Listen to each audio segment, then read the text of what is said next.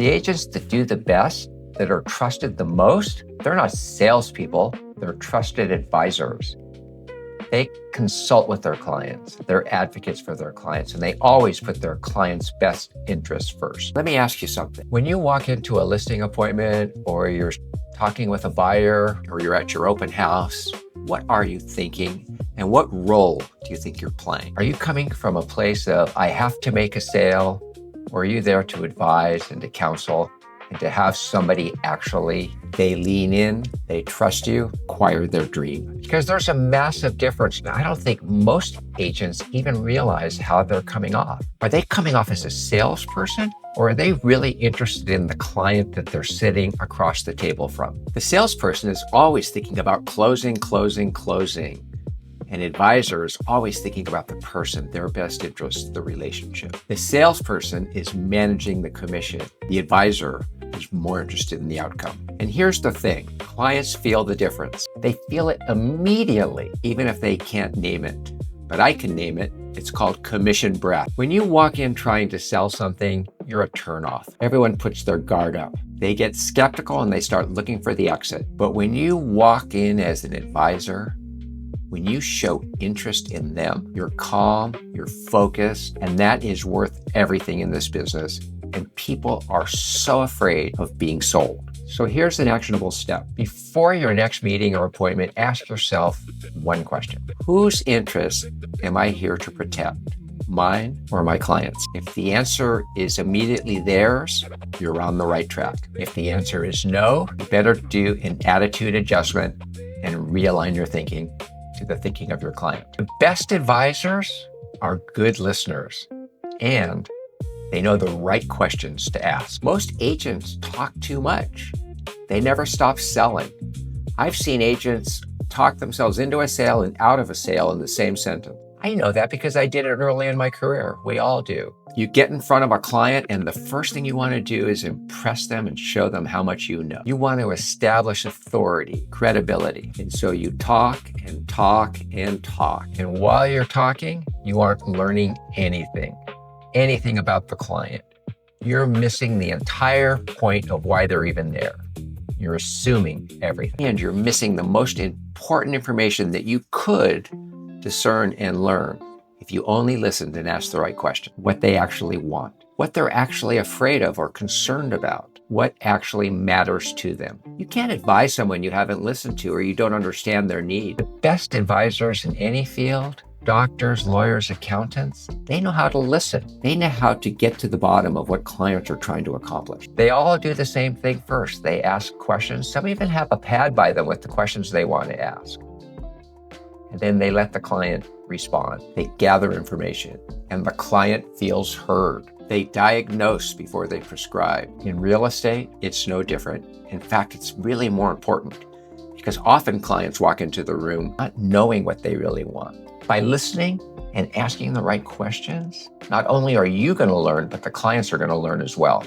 Ask the clients what their goals are. Ask them what their timeline looks like. Ask them if there's any concerns or fears they have that might prevent them from moving forward. Ask them what success looks like for them, what they expect from the realtor, how they'd like to work with their realtor. Then listen, really listen. Not to respond, not to counter, not to manipulate, just to understand. You know, a good question to ask as well is, in their last sale or purchase, what went well, what went wrong?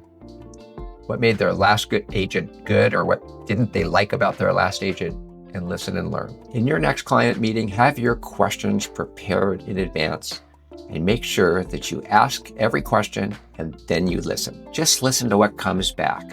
You will be amazed at what you learn. And then the secret of asking questions too is where that question ends, you pick up with another question to dig deeper. And that's how you really get below the line, and you'll learn things. For example, they may say to you they want a house that they feel very secure in, that's a very secure property. So you have to say, well, what does that mean to you? Why is security important? And then you may learn something like, well, we travel a lot, or we have precious things that we keep in the home. And that'll give you all you need to know to help them figure out which home to purchase. Here is where advisors separate themselves. A salesperson will tell you what you want to hear. An advisor will tell you what you need to hear. And those two things are not always the same. I've seen salespeople list a property overpriced, even knowing that it's not going to sell, and that's wrong. Now, there may be instances where listing a price high makes sense for both you and the client, but make sure everyone understands that the property is overpriced so that there are no misunderstood feelings or expectations. The seller may want a price that's unrealistic, but I think they also need to hear from you what you think the realistic price is. Advise them honestly, give them all the information, give them all the facts, be clear. Because if the property is overpriced, it's going to sit on the market. Now, if everybody's expectation is that, you're okay. But if you sold to that seller to get the listing an overpriced certainty, or that it would sell quickly at that overpriced number, you're setting yourself up for a disaster. And the client is not going to trust you going forward. Price reductions follow, and that's fine if that's all explained up front.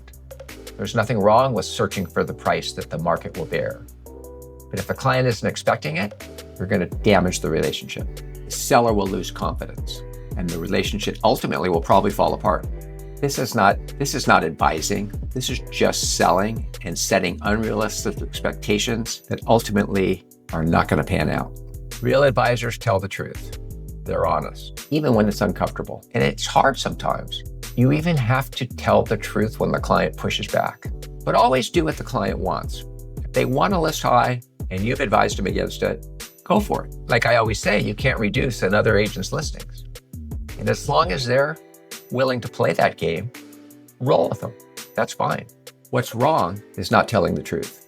If the price is wrong, just say so. If the timing is off, just say so. If the neighborhood doesn't support their expectations, just say so. All of that is fine. That conversation, hard in the moment, it's going to save your relationship for the future. And how many times have you said no to taking an overpriced listing? The other agent took it, and then the client came back to you and said you were right.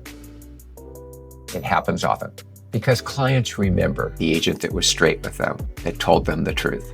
They remember who gave them the real picture. When everyone else was just telling them what they wanted to hear, the agent that told the truth will be the one that'll stand out in their mind. That agent gets the referrals. That agent gets called first. That agent gets the repeat business. So I want to be perfectly clear. Lots of agents have built their businesses on taking overpriced listings.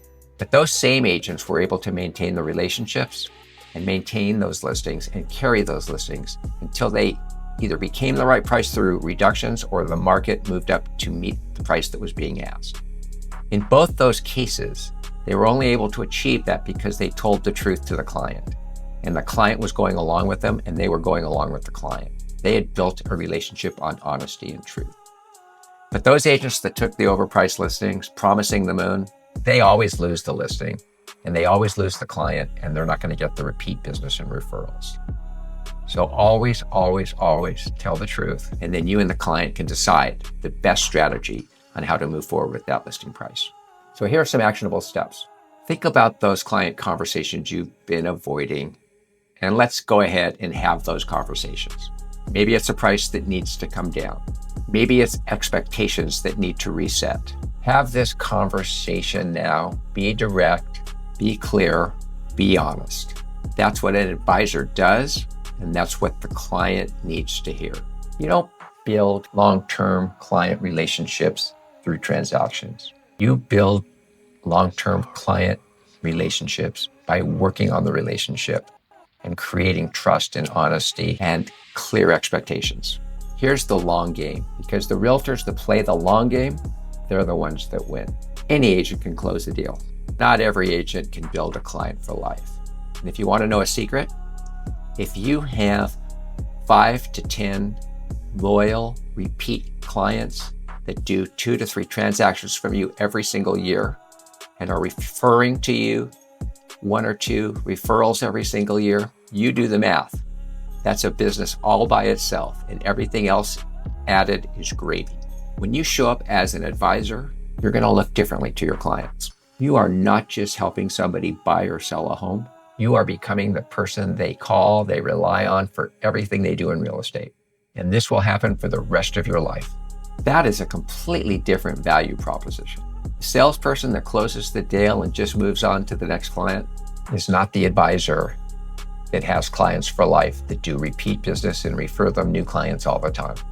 I have clients that I've worked for over 30 years. And you know what? They wouldn't call anybody else to purchase a home or to sell their home.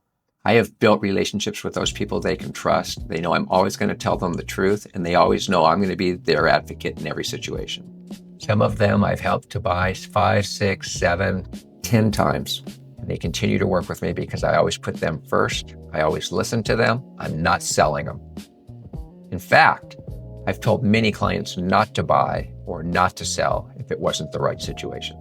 Their kids call me, their friends call me, their business associates call me. That doesn't happen because I was a good salesperson, although I like to think of myself as a good salesperson.